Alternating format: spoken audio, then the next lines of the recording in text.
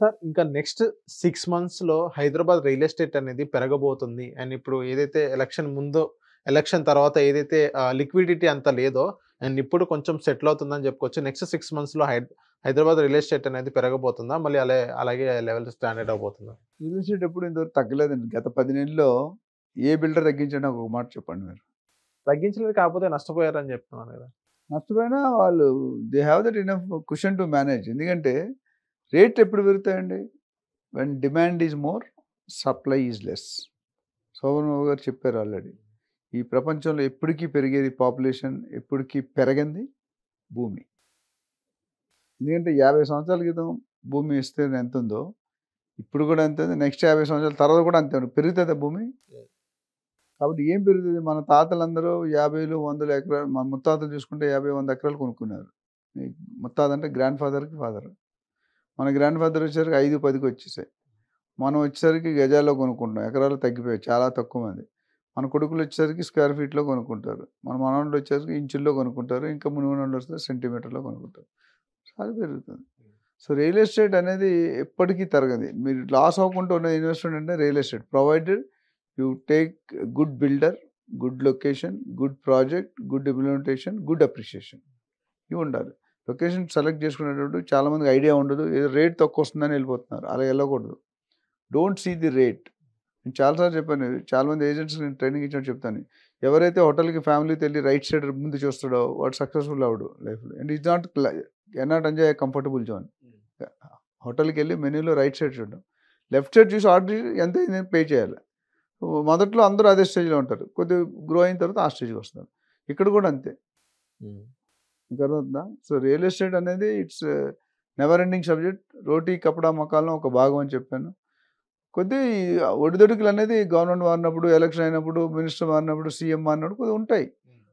That's all common. ఇవాళ కొత్తగా వచ్చింది కాదు కదా. గత 10, 15 ఎలక్షన్లు ఏవైతే అయినాయో ప్రతి ఎలక్షన్ అప్పుడు ఈ స్టంట్ ఉంది. ఇవాళ కాకపోతే ఇక్కడ ఏంటంటే రేవంత్ రెడ్డి గారు కొద్దిగా అగ్రెసివ్‌గా కొద్దిగా బేసికల్లీ ఆయన రియల్ ఎస్టేట్ ఫీల్డ్ కాబట్టి ఆయన కొద్దిగా ఇంకా ఫోకస్ పెట్టినట్టు. ఎందుకంటే గవర్నమెంట్‌కి ఇప్పుడు 6,00,000 కోట్ల అప్పు ఉంది తెలంగాణ గవర్నమెంట్‌కి. రెవెన్యూ కావాలి.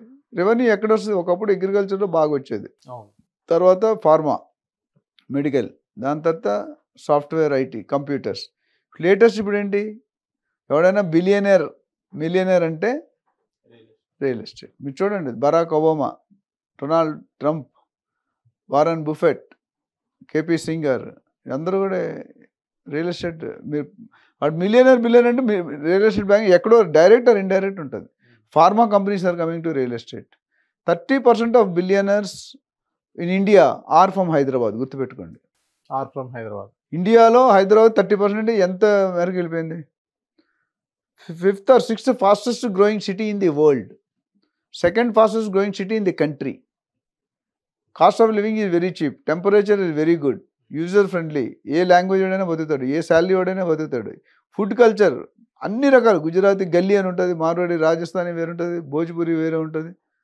మిగతా మీరు ఎంటైర్ ప్రపంచంలో ఎక్కడికైనా వెళ్ళండి, హైదరాబాద్ బిర్యానీ అని ఎంటైర్ ప్రపంచంలో ఉంటుంది. Even you go to America there is a menu called Hyderabad biryani.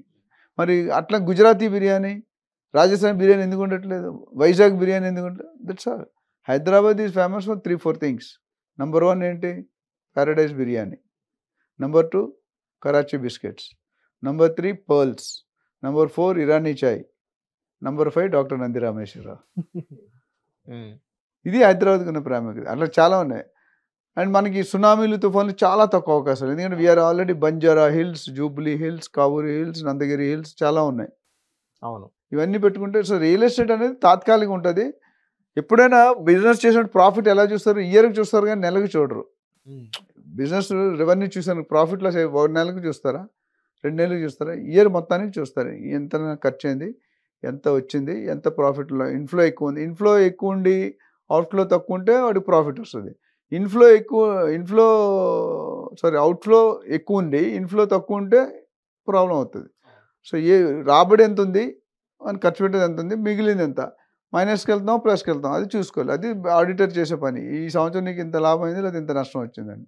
So real ఎస్టేట్లో especially with this metro expansion కానీ, కన్నా మెడిటేషన్ సెంటర్ కానీ, చెన్నజీఆర్ స్వామి కానీ, స్పెషల్ ఎకనామిక్ జోన్స్ కానీ, ఎయిర్పోర్ట్ కానీ, ఓఆర్ఆర్ కానీ, RRR కానీ, ఈవెన్ రేడియల్ రోడ్స్ కూడా వస్తున్నాయి.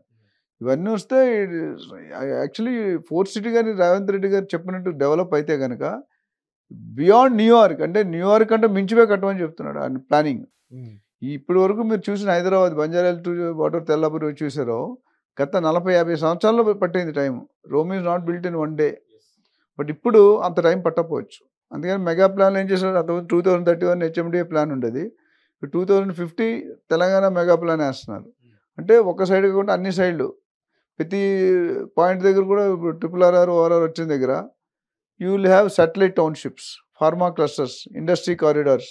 ఇప్పుడు ఫోర్త్ సిటీలో artificial intelligence, AI city, sports city, golf course, skill university, medical college, R&D, non polluted medical industries, ఇవన్నీ కూడా వస్తుంది. మెట్రో, ఇవన్నీ కూడా ఎక్కడికి వెళ్ళిపోతే ఫోర్త్ సిటీ 12,000 ఎకరాలు ఉంది. 12,000లో 3,000, 4,000, 5,000 ఎకరాలు గ్రీన్ సిటీ వస్తుంది. మిగతా దాంట్లో ఇవన్నీ వస్తాయి. నేను చెప్పిన నీకు 400 ఎకరాలు స్పోర్ట్స్ సిటీ అంటే నాట్ ఎ జోక్. ఇవన్నీ చూసుకుంటే అంటే ఇవన్నీ ఒక నాకు కన్సర్న్ ఏంటంటే చెప్పడం బాగానే చెప్తున్నారు, అమలు పరుస్తారా? ఇప్పుడు ORR ఎన్నో సంవత్సరాలు పడుతుంది, RRR ఎప్పుడోటో ఆగిపోయింది. అది ఎన్ని సంవత్సరాలు పడుతుంది ఫోర్త్ సిటీ?